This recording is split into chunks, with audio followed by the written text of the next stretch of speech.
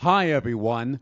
I'm Sam Wilson Jr., and this is the Black Soul Music Experience Podcast, the music podcast on where I interview singers and musicians from genres of black music: gospel, jazz, blues, old school classic soul, old school hip hop, today's hip hop and R&B, Caribbean, Latin, Afrobeat, Afro-Latina, blue-eyed soul, disco, go-go, line dances, and the Lost 45s. So come with me as I take you on to a trip to the destination genre of black music right now on the Black Soul Music Experience Podcast.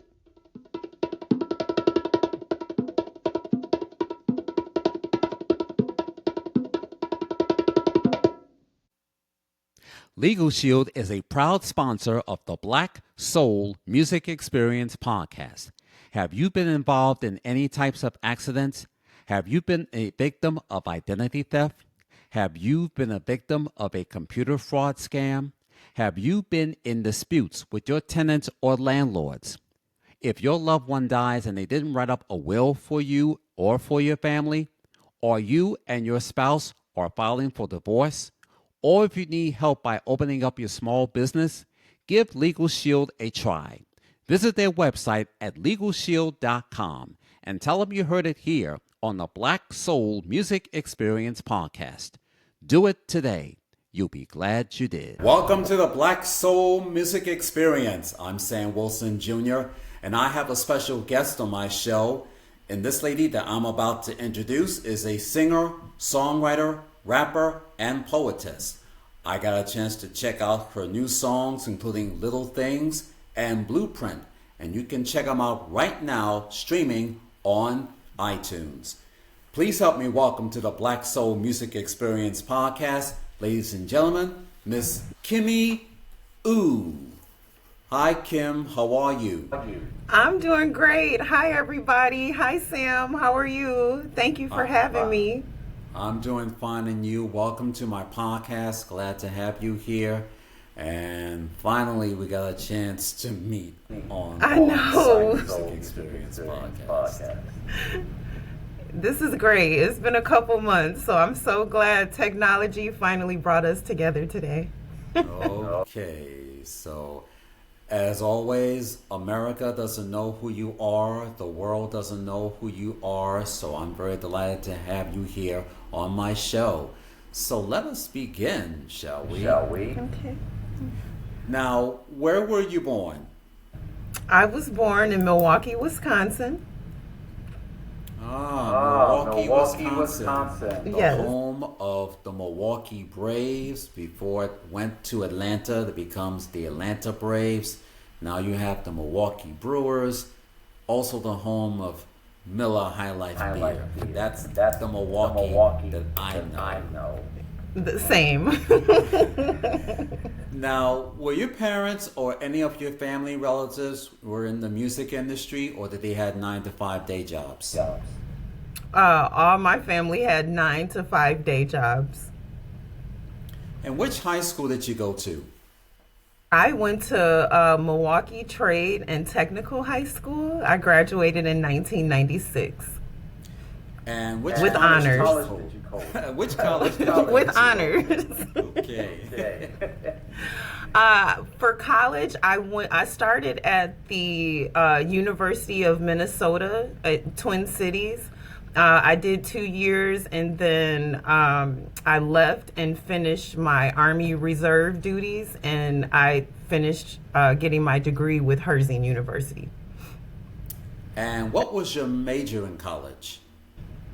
My original major was pre-med. I originally went to school to become a pediatrician, but I finished as a healthcare management. So I have the ability to be a licensed, what do you call it? I'm sorry. A licensed, I can't think of the name of it. Not a nurse of a license. It's the person that's in charge of a nursing home. So I can't think of the name of it right now. Yeah. But yes. Yes. And who would you want it to be when you grow up? Whitney Houston. I wanted to be Whitney Houston. I thought she was just wow. I wanted to be a little mix of her and Michael Jackson when I was little. I was a huge Prince, Michael Jackson, and Whitney Houston fan when I was growing up. And how old were you when you started singing and writing songs? I started writing. I've always been a singer. I just didn't think my voice was that good, but I've always been singing. I've been writing since I was about 4 or 5 years old. I started writing creative writing, poems. It started with poems, and then it transitioned into songwriting. Was being a singer and songwriter and a lyricist your calling? I believe so. I believe so. Every time I put it down, it kept calling me back. So every time I tried to like leave it alone, I never stopped writing. So I've been writing every single day for the past 40 something years. So yeah, it's a calling. Now, growing up, who were some of your favorite singers? Well, I mentioned some of them already. Michael Jackson, Whitney Houston, Prince, most definitely. My mom used to play the Coltrane family a lot. Luther Vandross. Oh gosh, she played everything. Like I was exposed to music I had no business listening to at a very young age. But yes. Yeah, well, same thing here, but age doesn't matter. I listen to it. True, but I had no business listening to Darling Nikki by Prince at like 8 or 9. I had no business listening to it. Okay. But I loved it. I know it word for word. And who were your musical influences that had inspired you to sing? I would have to say probably Prince and Michael Jackson. And I think what really inspired me to really sing was grief. Like I lost my grandmother 5 years ago, and she was my very best friend and my very best everything in life. And so when I lost her, I dealt with a lot of grief, and I had to go back to things that bring me joy, and that's when I started singing again to get through the grief. Well, first, my condolences goes out to you in the loss of your grandmother. Thank you. Now, how did you came up with the name Kimmy Oooh? Well, my first name is Kimberly. Most of my family call me Kim Baby or Kimmy, and friends too. And then the ooh was like, well, when you see me, ooh, like you don't expect to see, me. And it was just like, ooh, it just stuck. And I was like, okay, I like that. It's like a surprise.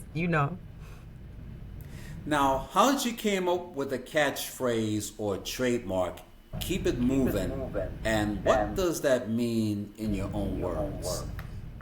Well, again, my name is Kimberly. A lot of my friends and family call me Kim, and KIM, keep it moving, is the acronym. And I'm always on the go. Like my best friend of over 30 years, her dad used to call me Go. He was like, every time I see you, you're on the go. And keep it moving just stuck, and it happens to be my name, so it fits perfectly. Now, what type of music genre do you listen to, and how does your singing voice matches those genres?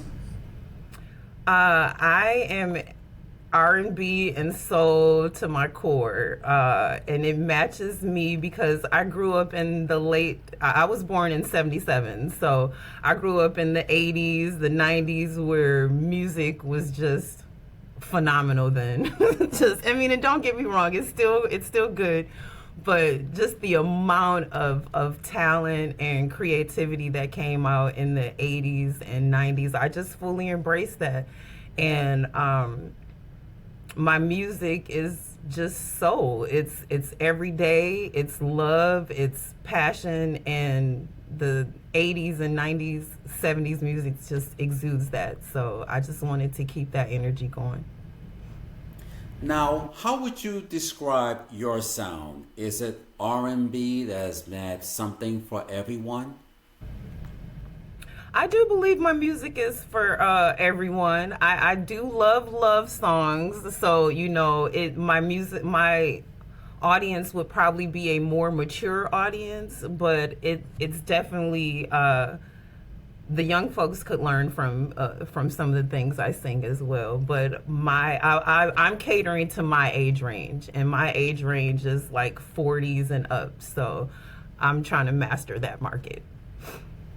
Well, me growing up, when I was listening to all genres of black music, whether it's gospel, jazz, blues, and old school classic soul, because me growing up, I'll be in my late mom's car, whether it be Motown or Stax or Philadelphia International, and I'm being dropped off at my maternal grandparents' house. I would listen to some of the Motown sound and Atlantic Records and Stax Records, which includes the late Isaac Hayes. When my late maternal grandfather pulled out that LP, the Isaac Hayes Movement, when I first saw that album cover, I was wondering, is Isaac Hayes swirling in a bowl of cream of wheat? And then I look in the back album of the cover, and I see, is he blind or cross-eyed? And you see that striped black and white suit.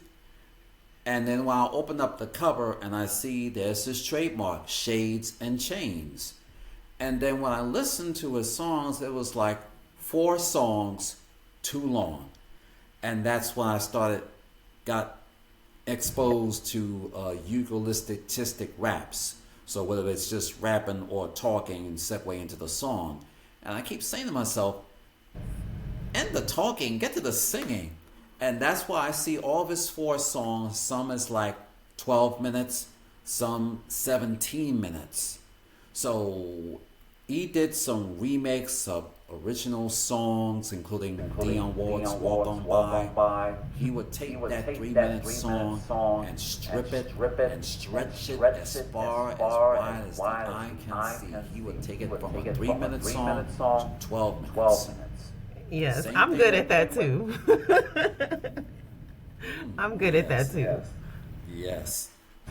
Now, I got a chance to check out your songs, as I mentioned in the intro, including Little Things and Blueprint on iTunes, and I downloaded those 2 songs already.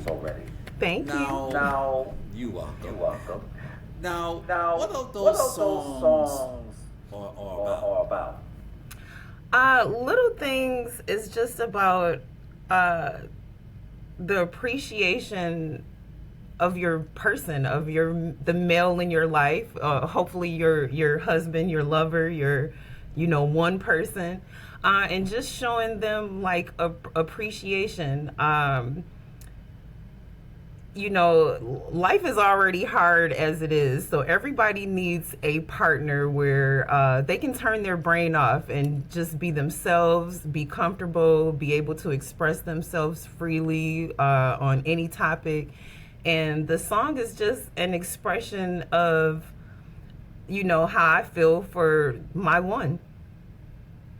And I just think it's a lot of music out there where men don't get the credit that they deserve. And, my song was just an ode to you guys for, the little things you do that really matter the most. Okay. And I also checked out the email that you sent me later, and that was a tribute to the late Tina Marie.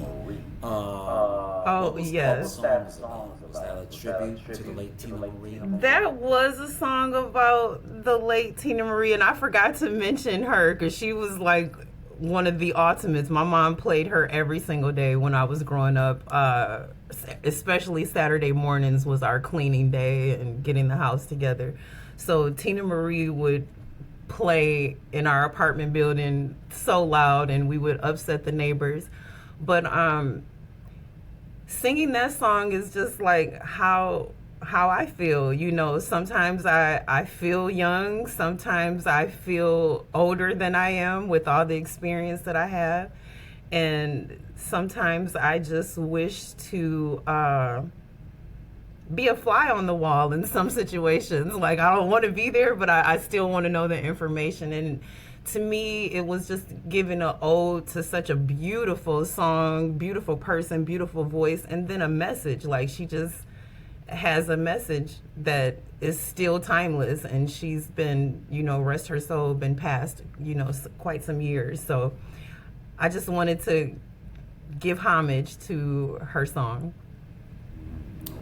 Okay. Now, me growing up, when I'm listening to black radio, when I heard the DJ say, "Here's Tina Marie," and I thought she was black. But when I saw an episode on Soul Train back on my birthday, October 18th, 1980, then I found out that she was white, but she got soul. I was like, this is my first time hearing it.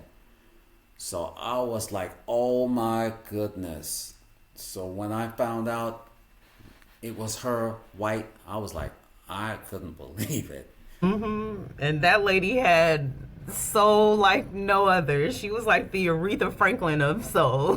So, you know, I mean, and just an angelic voice, you know, and it's, her music to me is just as inspiring and empowering as it was listening to it at 6 and 7 as it is 40 years later. Like, it has the same passion, power, and effect for me.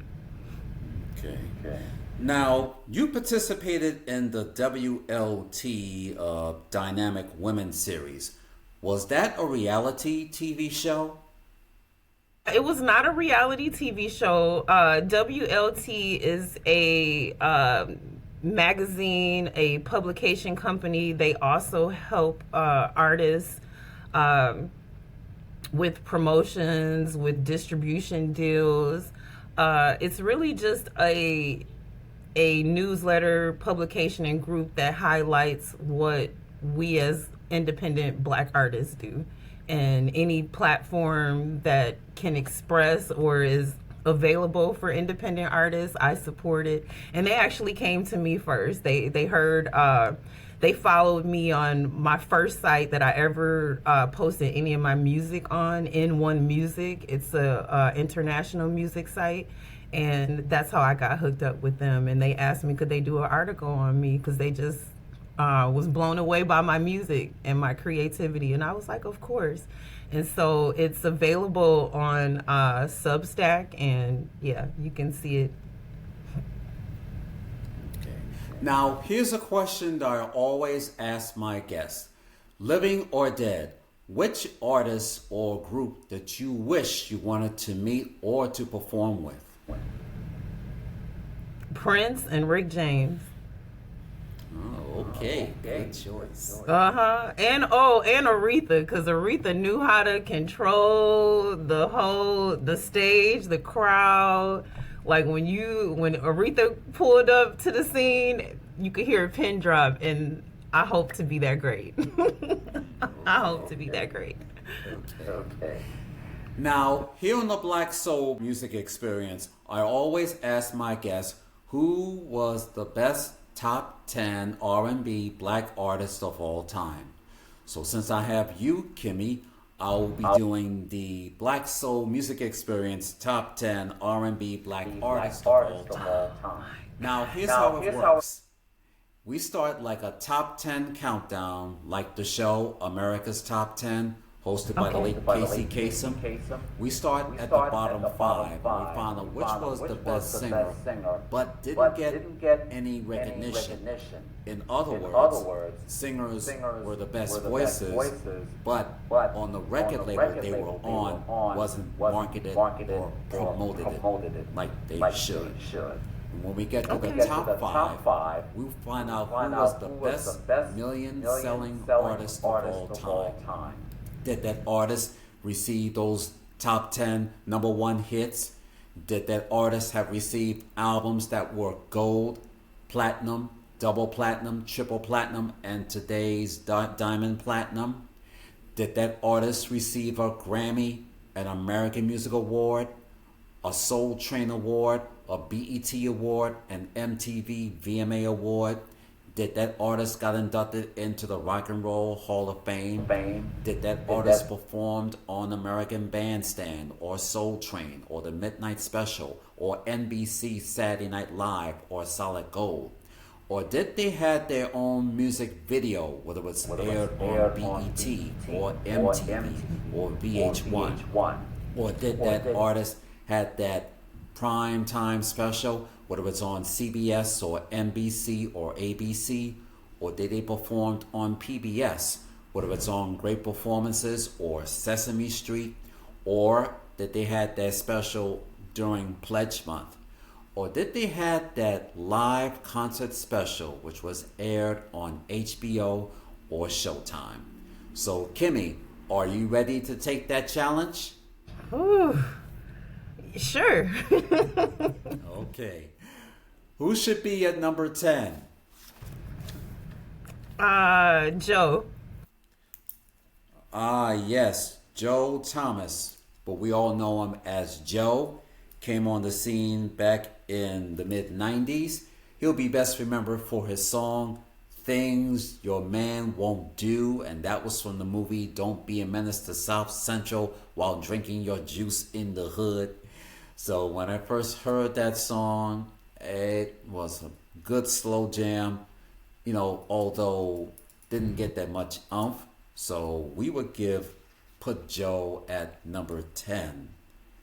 Who should be at number 9? Solange, Beyonce's sister. I love her voice. I don't think she gets enough accolades. All right, Beyonce's little sister, Solange, best known for her hits and Cranes in the Sky and that other song that I like. She was sampling off from the Supremes, the Motown sound and stuff like that. So we'll put Solange, Beyonce's little sister, at number 9. Who should be at number 8? Oh my goodness. What is his name?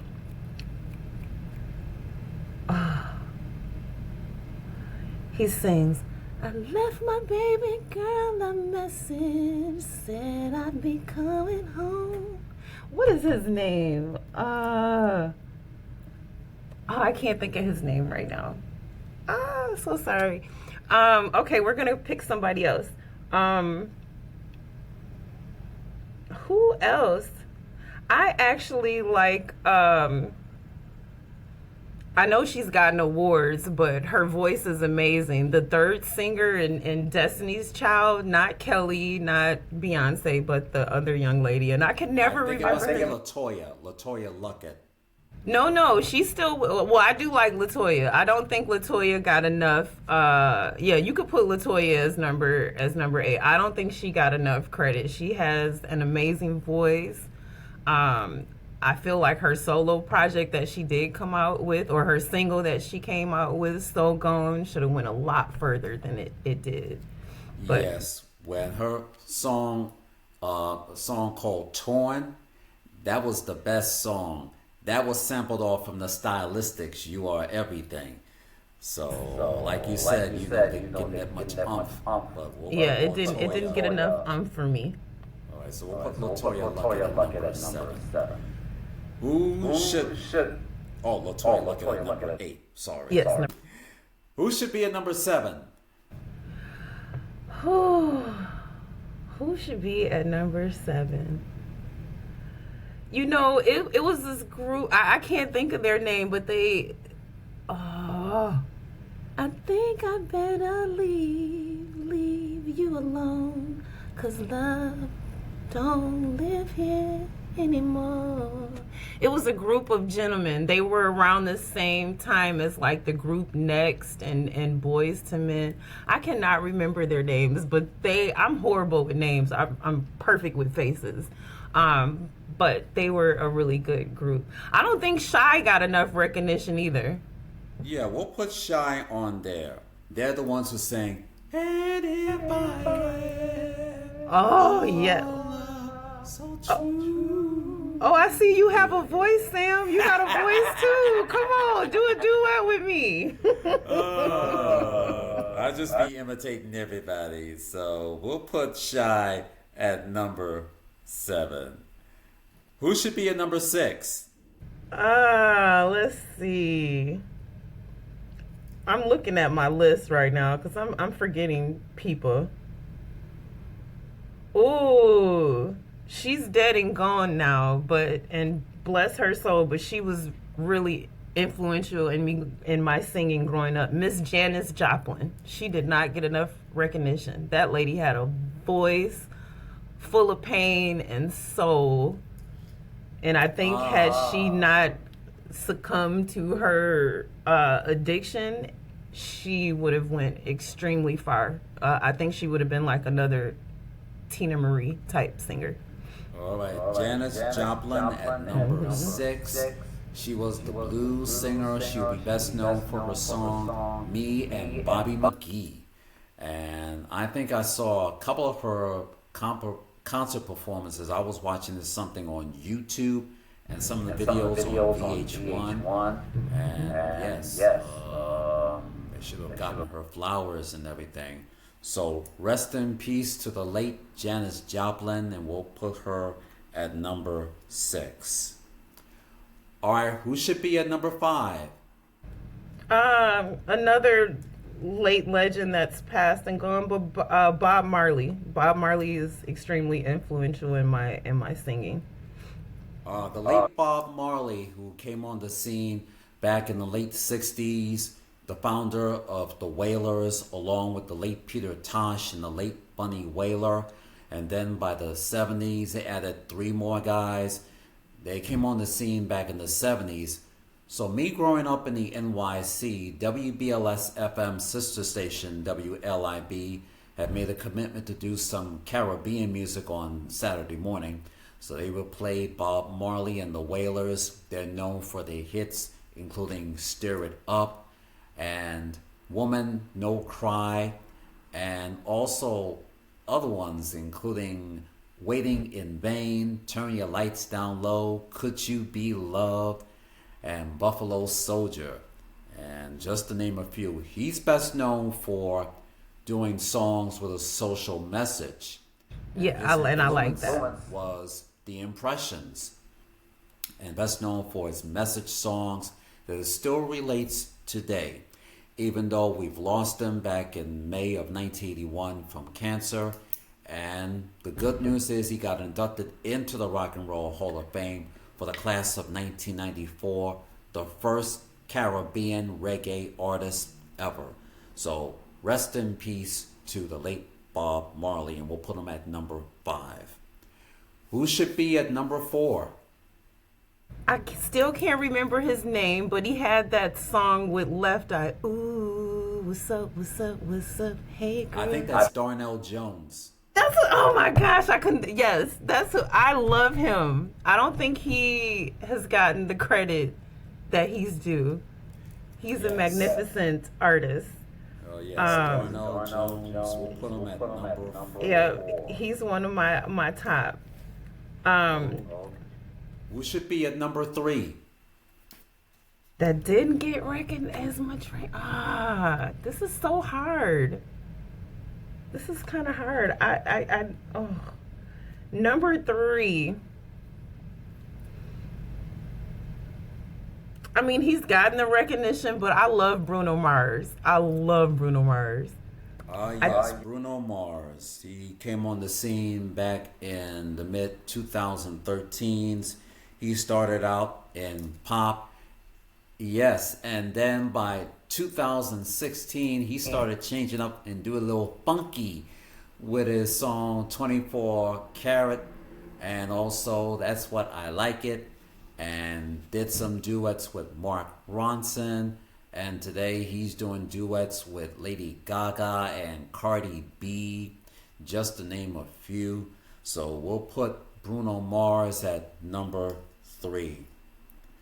Who should be at number 2? Ooh, that's not getting enough recognition. Oh my gosh. I mean, I think everybody's getting what's due these days.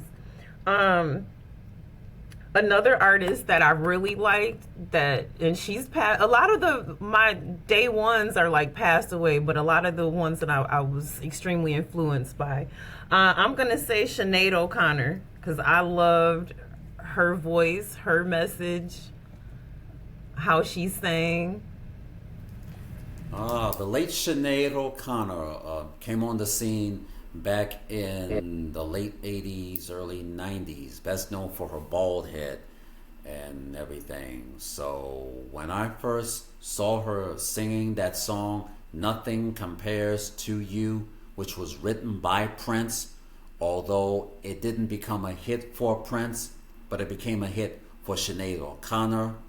And when she was supposed to perform on NBC Saturday Night Live back in I think it was April of 1990, and the guest host was Andrew Dice Clay, and she pulled out, and an SNL member, Nora Dunn, had pulled out. Why? Because Andrew Dice Clay was best known for his misogynistic jokes that degrade women, so they boycotted the episode. So Sinead came back in 1990 during the fall season, and the guest host was Kyle MacLachlan. So she was performing, and then she was performing another performance somewhere, but it wasn't until 1991 when they wanted her to do the national anthem. I believe it was the Super Bowl or some other game, and she pulled out. And then the unthinkable came in October 1992, and I wasn't watching the episode of SNL. I was watching something else on cable. But during the commercial break, I was flipping to see who was on SNL, and I saw Sinead O'Connor performing the remake of Bob Marley's War. So she was singing a cappella. So the unexpected came when she took out a picture. I thought she was taking out a picture of President Bush. But when she took out the picture of Pope John Paul II, I said, no! And she ripped it up in front of a live audience. Dead silence. So that's it. And the following week, when she was performing with Chris Christopherson, everybody was booing. So she's known for her songs with social issues, and yes, she did have a terrible childhood and everything. So rest in peace to the late Sinead O'Connor, and we'll put her at number 2. All right, who should be at number 1? I have two ladies. I can't. They're both Lisa Stanfield and Adina Howard. Adina Howard has still to this day, I don't believe she's gotten her flowers, and I think it's because her music was so racy. But I think she is an amazing performer, an amazing singer, and she's still doing it to this day. So, yes, those would be my two, Adina Howard and Lisa Stanfield. You cannot deny that voice. Okay. For the tie, Yeah, Howard, when she made her debut back in 1994 with a song called Freak Like Me. And then when I saw the album cover, I was like, she really is a freak. And then I saw the music video too. I was like, man. Yeah. I was like, And she owned it. She owned it, and she still does. So that's what I appreciate about an artist. You own your craft head to toe. And let me give you an FYI. Do you know who was her influence? Madonna. Best Oh, known for the Material Girl, Madonna. okay. So most of the ladies, including Adina Howard, her influence was Madonna. And Lisa Stansfield came on the scene back in 1989. She was in a group with a song called People Hold On. I was watching a show called Video Music Box on WNYC TV, Channel 31 in the NYC. And I saw the video and I saw, that's Lisa Stansfield? She's white! And she represents the UK. And she came out in 1990 with her debut solo LP, Affection, with a top 10 hit all around the world, number one on Billboard's R&B Black Singles charts back in the spring of 1990. Now, she got soul. And when she performed on at Showtime at the Apollo, when she came on stage, you got to bring it. And all of the audiences was like, yeah. So she brought in the funk on stage. Yes. And she had other singles, including You Can't Deny It. And another album came out, including All Woman, the song called Change, and All Woman, just to name a few. So hands down to Miss Lisa Stansfield, representing the UK. And do you know who was her influence? Who? The late Barry White. What? And I had a Barry White box set, and it had the track All Around the World, Lisa Stansfield, and Barry White. And that was her influence. Wow, I didn't know that. Learn something new every day.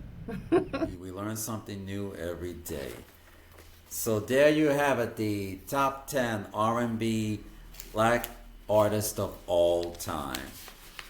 Well, Kimmy, it is a pleasure to have you here on the Black Soul Music Experience podcast. Thank you so much for joining me. Although we had some of those little technical difficulties, and there's an old saying, sometimes you have to play around with it until you get used to it. But again, thank you so much for being here on my show. Thank you. I appreciate your tenacity. I appreciate you wanting to interview me. I'm still a little bit, I'm not quite there yet, but thank you so much for your time and your tenacity and your beautiful personality. I appreciate you. Thank you. And thank you for the compliment. And when you have new songs available, you're welcome to come on back. I will do. I'll be back. I'll see you soon, Sam. Thank you. Okay. Now, before we go, where can we follow you on social media? You can follow me on my IG. It's Kimmy Oooh, KIMMY, 3 O's and the letter H_XO for love. I am also on TikTok at Kimmy.Oooh. You can also find me on YouTube at Kimmy Oooh. And my songs, Little Things and Blueprints, are available on all music streaming platforms right now. So please go check me out. More to come. Okay. Download all the artists that we have talked about on this edition of the Black Soul Music Experience podcast. Visit iTunes.com, Spotify.com, or purchase a CD at Amazon.com. Make sure you follow Kimmy Oooh. Look for her on TikTok. Make sure you check out all of her music videos on YouTube and check out her songs available right now on iTunes. And ladies and gentlemen, if you want to check out this episode, please subscribe to the Black Soul Music Experience podcast, where you can look for me on 5 platforms. Look for me on Apple Podcasts, Spotify, Amazon Music, iHeartMusic, Pocket Cast, and don't forget the link. And if you have a hard time getting on to Riverside.fm, then please become a member and subscribe to Patreon.com/the Black Soul Music Experience podcast. Please use your email and put in your password, and just type in all of the Patreon shows where you see all the shows done by different creators. Make sure you go on the top and type in the Black Soul Music Experience podcast. Make sure you check out all of my audio and video podcast episodes and video podcast clips that you may have missed. And if you have a hard time getting on to Patreon, and I will be posting this episode on YouTube, go to youtube.com/the Black Soul Music Experience Podcast. If you loved this episode, if you love my podcast, please subscribe, please support, please give me a thumbs up, please leave a comment, and please pass it on. Thank you for joining me as I close out this edition of the Black Soul Music Experience.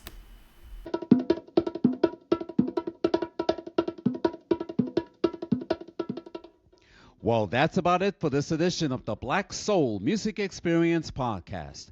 I'm Sam Wilson Jr. Thank you for joining me, and please tune in next week for an all-new episode. The Black Soul Music Experience Podcast is sponsored by the support of listeners and viewers like you. If you enjoyed this podcast, please subscribe to the Black Soul Music Experience Podcast. Look for my podcast on Apple Podcasts, Spotify, Amazon Music, iHeartRadio, and Pocket Cast. And don't forget the link. The link is riverside.fm/studio/Samuel-Wilson Jr.'s-studio. And don't forget to check out my audio and video podcast episodes by becoming a member and subscribe to patreon.com/the Black Soul Music Experience Podcast. And please check out my video podcast episodes by subscribing to youtube.com/the Black Soul Music Experience Podcast. And please leave your comments, feedbacks, and replies by going to my Facebook homepage. Go to facebook.com/the Black Soul Music Experience Podcast. You can also tweet me on X, aka Twitter, at Sam Wilson Jr. 66. And follow me on Instagram at SAMM.Y2980. As always, partying, remember this. Reach for the top and your dreams will come true, and it can happen to you. From all of us, take care. God bless. Thanks for listening. Have a good week, and please be safe.